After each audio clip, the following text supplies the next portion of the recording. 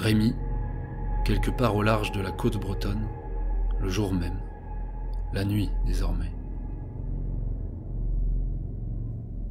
Moi qui n'ai jamais été sujet au mal de mer, voilà que monter et descendre vagues et creux me provoque la pire des nausées. Il faut dire que dans l'obscurité, je n'ai aucun moyen de prédire dévers ou montée, et l'océan mou sous mes pieds s'élève puis s'affaisse soudain, me forçant à avancer jambes fléchies dans un effort permanent pour garder l'équilibre. La marche, malgré les hauts le cœur, conserve ses vertus, et un pas après l'autre, sur l'eau, ou ce qui en était encore il y a peu, je recolle laborieusement les morceaux, rationalisant ce qui ne peut l'être. L'espoir d'un éveil soudain rendu caduc par les douleurs du corps qui me crient en continu que cauchemar et réalité ne font désormais plus qu'un. Et puis, me réveiller, je viens de le faire, enfin de reprendre conscience plutôt, reprise des mains d'un autre, des mains de mon garde-fou, qui, dépassé par le déchaînement d'insanité alentour, vient de se jeter par-dessus bord, ne laissant plus rien entre moi et l'abîme. Il avait jusque-là joué son rôle à merveille, tendant un grand voile entre moi et tout ça, me maintenant occupé, spectateur d'une familière pièce de théâtre tout en ombre chinoise, dans laquelle se rejouait un amalgame de mes souvenirs magnifiés, des souvenirs de mes précédentes venues en ces eaux. À l'origine, il n'y a rien de si extraordinaire à ce que je me trouve seul à plusieurs milles marins de la côte. C'est quelque chose que je fais chaque année, à la belle saison, profitant de vacances en famille, ma régate en solitaire. Enfin, un aller-retour en kayak de mer sur 2 jours au départ de la pointe du Raz et à destination du phare d'Armen, avec une petite escale sur l'île de Saint-Retour. Sans être une réelle prouesse, il s'agit tout de même d'une belle performance sportive, non dénuée de risques si on s'y lance seul ou par mauvaise météo. Mais mon garde-fou m'avait donc masqué, voilé l'horreur environnante, sans que je ne sache trop depuis quand d'ailleurs il s'était substitué au sens. La sonnerie du réveil peut-être, qui n'était pas la bonne à y repenser. Il m'avait rejoué pêle-mêle une suite cohérente de scénettes tirées de mes précédentes excursions. Mon départ à l'aube, ma petite famille endormie, la route jusqu'à l'océan, fenêtres grandes ouvertes aspirant quelques premières goulées d'air iodé, la mise à l'eau de mon frêle esquif de plastique dans le port de Bestré, qui n'a de port que le nom, une crique plutôt, tout en échangeant quelques paroles vantardes avec un pêcheur matinal égaré. Je vais voir Armen, lui avais-je lancé, tout content que quelqu'un me voie faire. Exactement comme l'an dernier. Les premiers coups de pagaie enfin, un peu de voltige en m'insérant dans les remous du raz de Seine, cap au large. Je laisse derrière moi un premier phare, celui de la vieille. Tout me sourit. La météo est parfaite. Le courant me tire vers le large et le vent m'y pousse. Tout va bien. Mon kayak glisse sans effort sur les flots. Son reflet sous moi se mue en un grand dauphin gris qui affleure, surnage sur ma droite et m'escorte. D'autres remontent bientôt des abysses pour se joindre à nous. Pourquoi des abysses? Où suis-je? J'ai déjà fait tant de chemin. 1 an à peine pourtant que je... Arrive un compagnon de plus, une ombre blanche qui se détache du ciel. C'est un majestueux fou de bassan. Il me survole de si près que nous échangeons un regard complice. Il a les yeux de mon fils. Hein? C'en est trop. J'éclate d'un rire dissonant qui se transforme vite en une quinte de tout. L'air que j'aspire est vicié.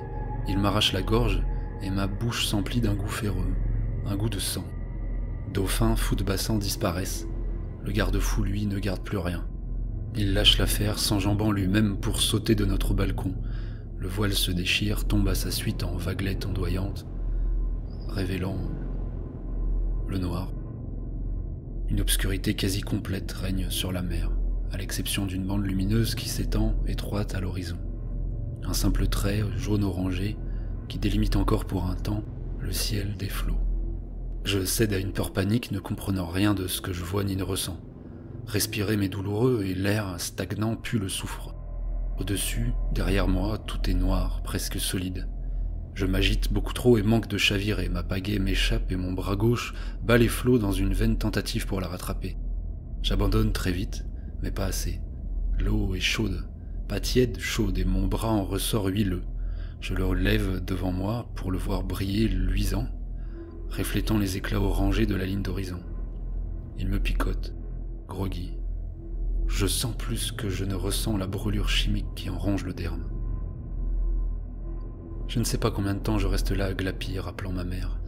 Je me remets pourtant à bouger, poussé par l'instinct, par la chaleur surtout, qui, provenant de l'océan, gagne soudain en intensité, me forçant à m'extraire d'un bras de l'habitacle de plastique pour éviter que mes jambes et mes fesses ne se mettent à cuire. Ce qui suit, ne prenant pourtant pas plus d'une minute, en tout et pour tout, me contrit de honte, car j'ai toujours crânement pensé que ce monde et quiconque, quoi que ce soit d'ailleurs, ne pourrait jamais me soumettre de visions plus sombres que celles qui s'épanouissent secrètement en moi. Tout faux. Une minute durant laquelle mes zygomatiques sont pris de spasmes alors qu'un sourire nerveux me barre le visage. En équilibre précaire, à moitié sorti de mon cercueil de plastique, j'assiste sidéré à la transformation de l'océan, où le vent, déjà faible, s'arrête tout à fait. Il en résulte un grand aplat sombre d'où s'élève bientôt une fumée grasse, âcre. Elle m'enveloppe par le bas, m'aveugle, opaque, me pique les yeux. Et ce n'est pas terminé, la réaction alchimique se poursuit, la brume se dissipe aussi rapidement qu'elle est apparue, dévoilant en lieu et place des flots une gigantesque étendue noire, luisante et lisse, qui semble s'embraser, réfractant le moindre photon de lumière pulsant depuis l'horizon. L'espace d'un instant, j'y vois comme en plein jour. Le miroir qui est devenu la mer révèle en le reflétant le plafond noir et terne qui la surplombe désormais. Et c'est à ce moment-là, au milieu de ces visions délirantes, que je peux subitement me situer. Car éclairé également est le phare d'Armen, tout proche, devant moi. Sa peinture blanche, son nom même, lisible, en lettres noires. Armen, le rocher, j'en suis à l'est. Cette pensée reste en suspens alors que tout le décor mute une dernière fois. La surface plane de l'océan cesse progressivement de luire pour prendre un aspect mat. Le verre du miroir se fait goudron. La lumière, qui n'est plus reflétée par rien, s'estompe, décroît et se rétracte jusqu'à la fine ligne d'horizon.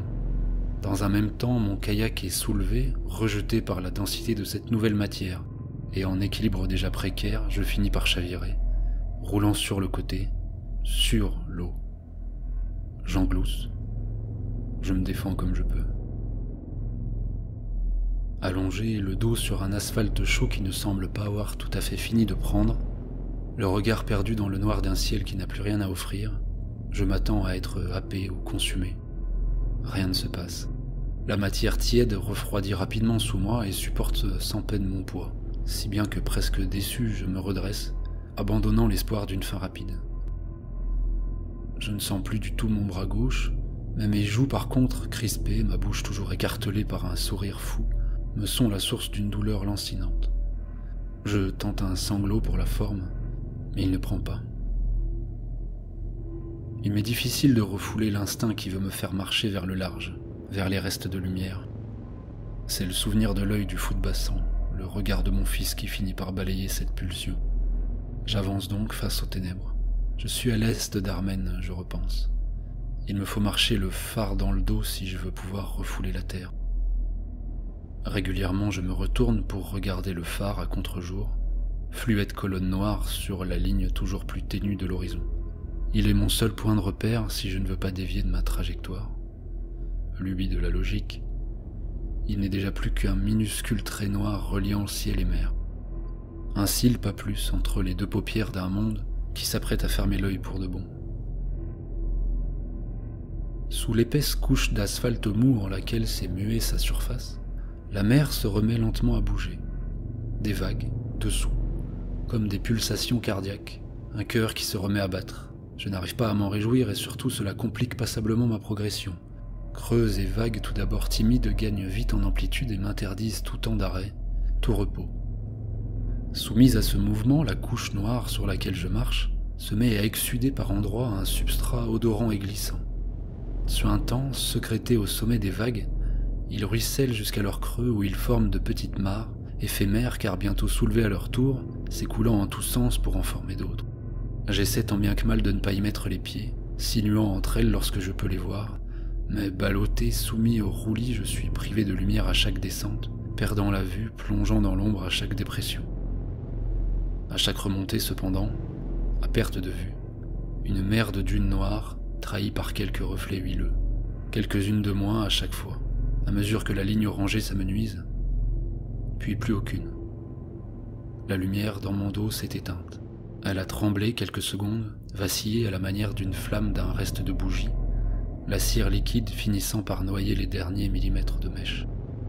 La chape, le ciel mélancolique, l'humeur noire s'est étendue des terres jusqu'à l'horizon qu'elle a fini par rejoindre. Je stoppe ma course, ne bougeant plus que pour garder l'équilibre.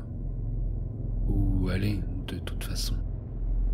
Une vision s'offre, encore, alors que la réalité s'éteint, fruit de mon imagination que le fond noir débride ou un flux électrique erratique parcourant mon nerf optique. Je vois des fleuves et rivières d'âmes bleutées qui s'écoulent d'est en ouest au-dessus de moi, leur ascension empêchée par le ciel lui-même. Elles cherchent à le prendre de vitesse vers le large, à trouver une faille pour s'élever. Un exode vain, j'en ai l'intuition, elles finiront prisonnières, errantes sous lui au beau milieu de l'océan. Plus la force de monter, je me laisse soulever et dévale seulement, pataugeant dans le liquide qui ronge, qu'importe. Je ne vois plus rien, mais mes oreilles bizarrement, ou mon imagination encore, me jouent la musique des flux et reflux marins que rien de ce qui m'entoure, je le sais, ne peut plus produire. Je chante, dessus, à tue-tête. Et on me répond, des voix lointaines, des cris, des questions inintelligibles dans une langue inconnue. Je hurle en réponse à mon tour du faire plein la bouche. Lumière, d'une centaine de mètres devant moi, me forçant à plisser les yeux, s'élève sublime une étoile filante, une fusée de détresse. Détachant mon regard de son ascension, je devine sous elle les silhouettes ballottées des marins qui l'ont tirée. Ils me cherchent des yeux, ne pouvant encore que m'entendre. La fusée gagne un peu de hauteur et sous son orbe se dessine derrière le groupe l'ombre bancale d'un gigantesque navire, échoué à même la mer. L'un des hommes finit par me voir et à l'allure à laquelle il accourt, je me dis honteusement qu'il doit espérer quelque chose de moi, seul, arrivant à pied du large. Peu importe. Je m'élance à sa rencontre, manquant un pas sur deux, m'embourbant dans les creux de vagues pleins d'huile caustique, qui reflètent si bien la lumière désormais retombante de la fusée de détresse. Toutes ces gerbes d'étincelles qui s'éparpillent, certaines inévitablement atteignent les flots. Lumière et flammes se propagent alors, rayonnent dans toutes les directions.